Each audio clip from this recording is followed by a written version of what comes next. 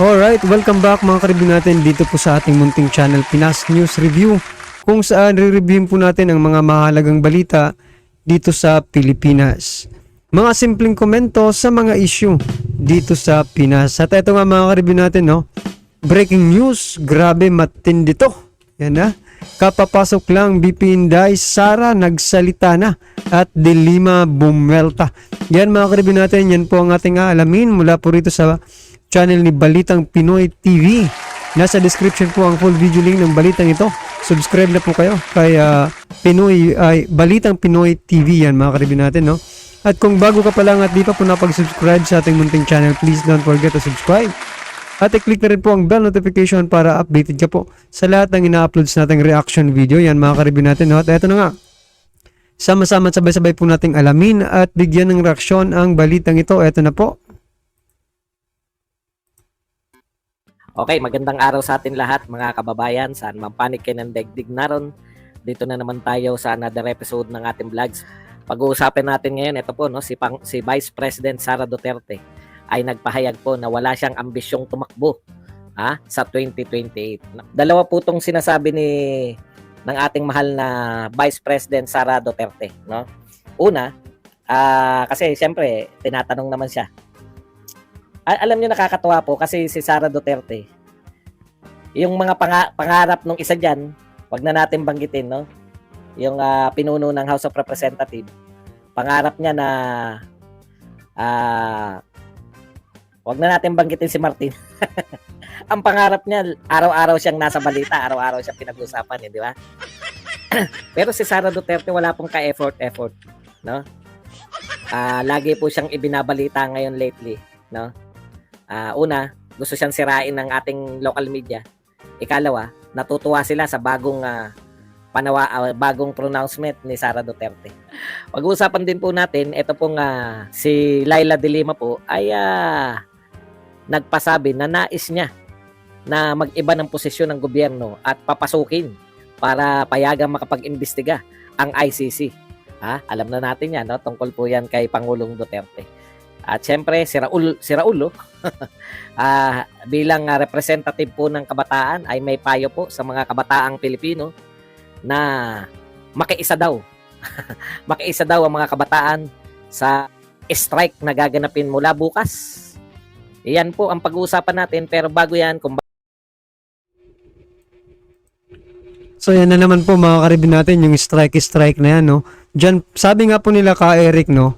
At yung iba pang kadre mga karibin natin, na mula mismo dyan sa sektor ng kabataan mga karibin natin, sinasabi po nila na yung mga strike na yan, dyan po nagsisimula, no?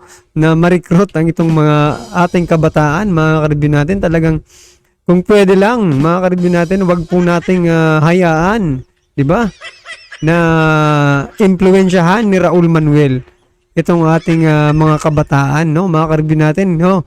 Kung naririnig nyo po mga kabataan, lahat po ng kabataan na gustong sumali dyan kay Raul Manuel, wala po kayong kinabukasan dyan mga karibin natin, imbis na mag-strike kayo, tumulong na lang kayo sa inyong mga magulang sa gawaing bahay at kung ano-ano pa man na inyong mapaglilibangan na mayroong katuturan mga karibin natin, Wag na po kayong sumali dyan. Nako po, dyan po nagsisimula yung pa-strike. After mag-strike, mga karibin natin, nababalitaan na lang po natin. Ayun, nadedo sa bundok mga karibin natin, no? O yan, sana naman po maging leksyon na yung mga nakaraan, no? Ng ating mga kakadrehan, no? Maging leksyon, no? Sa ating lahat mga karibin natin. Wag na po kayong mag-strike. Kayaan nyo na yun si Raul Manuel dyan sa strike niya. Nako, itong congressman na ito mga karibin natin, itong representative na ito. Ewan ko ba kung gusto niyang sirain ang ating bansa or gusto niyang tumulong mga karibin natin, Kasi kaya nga siya linagay dyan mga karibin natin para tumulong na umunlad ang ating bansa. Pero kakaiba ito. Bago ka pa lang dito sa ating channel, mag-subscribe ka na. Dahil ito lang ang tanging channel na may kinikilingan, may pinapanigan, una sa balita, huli sa impormasyon, kaya ano pang hinihintay nyo? Pindot na. Okay, pag-usapan natin, no? Unahin na po natin to yung Kabataan Party List. Ito pong pinahayag ni si Raul. Ayan.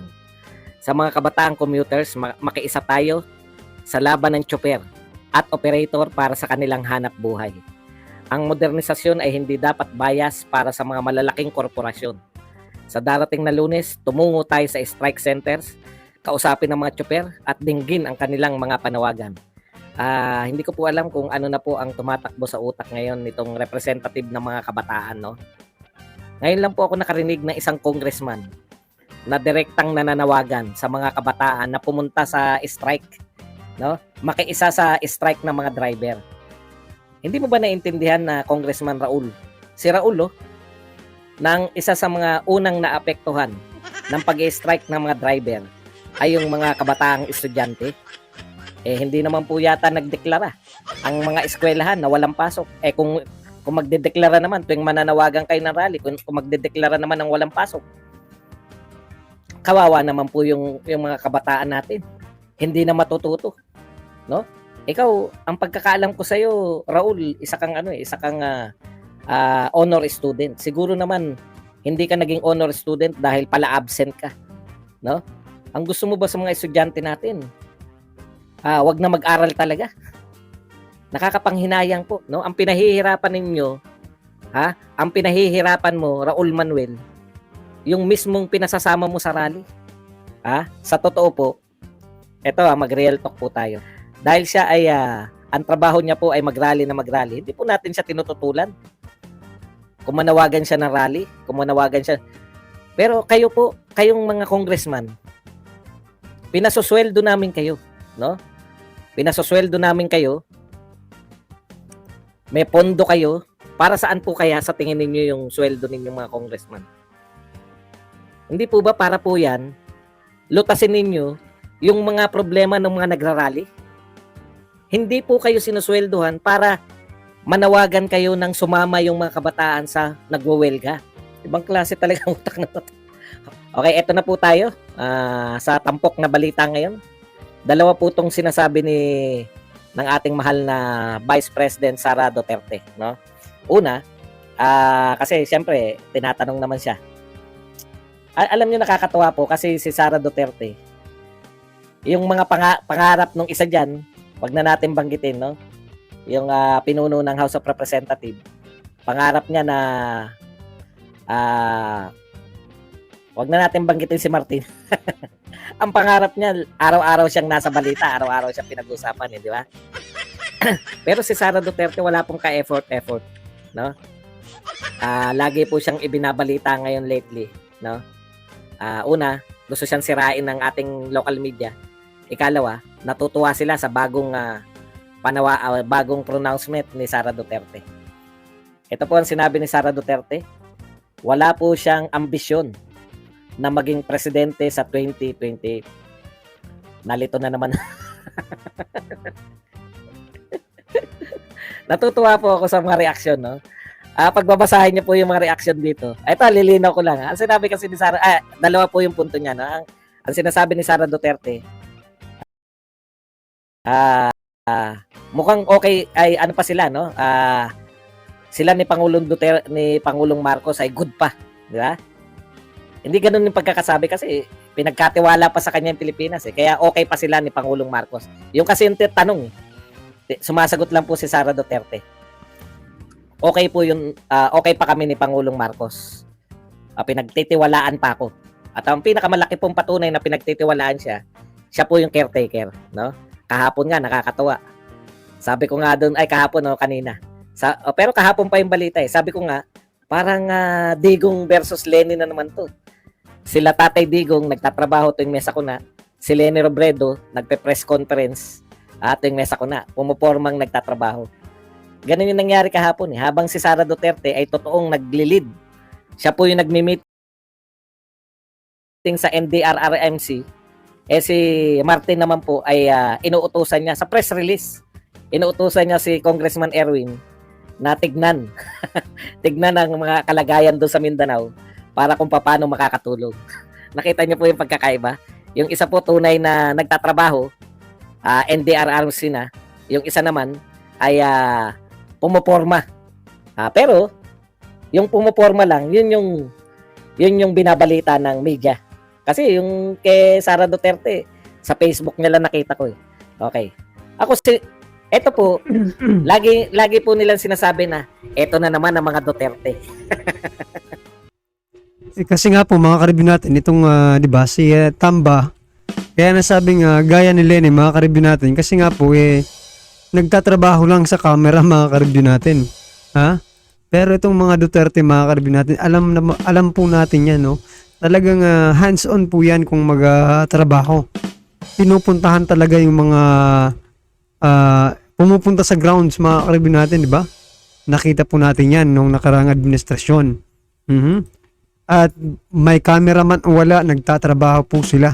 Di tulad po ng iba dyan, mga karibyo natin, na talagang kailangan mo patawagan lahat ng media bago siya magngaw-ngaw mga karibyo natin sa harap ng camera. Nako po.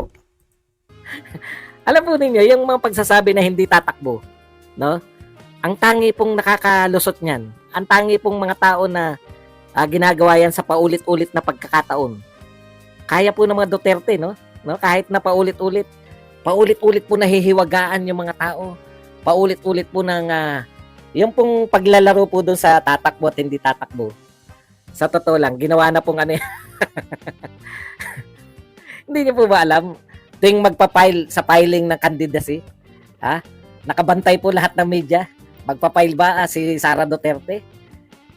Balita po maghapon yan, no? Narito tayo ngayon sa Comelec. Hanggang ngayon wala pa pong anino ni Sara Duterte. Ginawa po nilang ano yan yung magandang estratehiya po to na tanging Duterte lamang, no? Duterte lamang can pull out this strategy na hindi po maiinis sa kanila yung mga tao, no? Realidad po yan.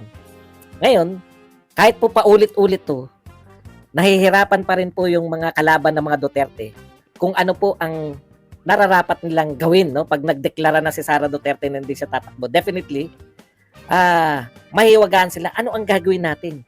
Paano natin babanatan itong isang tao na nagdeklara na wala siyang ambisyong tumakbo sa 2028, pero nagtatrabaho at nakakagain ng mataas na rating dahil dyan. Focus lang ako sa trabaho. Wala akong ambisyon sa 2028, magpo-focus lang kami. Pero ang meron kasi doon sinabi, ibig bang sabihin, in the near future, pwede niyong akusahan si Sara Duterte na sinungaling kung siya ay tumakbo sa 2028? Hindi po. Bakit? Ang sinabi naman niya, wala siyang ambisyon. Pero, ipinapagas sa Diyos niya na lang ang lahat. No? Susunod na lang siya sa plano ng Panginoon. Paano mo babanatan yung ganong... Ako, kahit nire-reveal ko tong ganito, natutuwa kasi ako eh. No, ito yung paulit-ulit na ginagawa sa kanila ng mga Duterte na hindi po nila parang puzzle na ibinabato sa kanila ng mga Duterte. Pero hindi nila masolve-solve. Di ba? Pwede mo ba sabihin na pumuporma na siya para sa 2028? Hindi na. Paano mo sasabihin nagdeklara nga siya wala siyang ambisyon?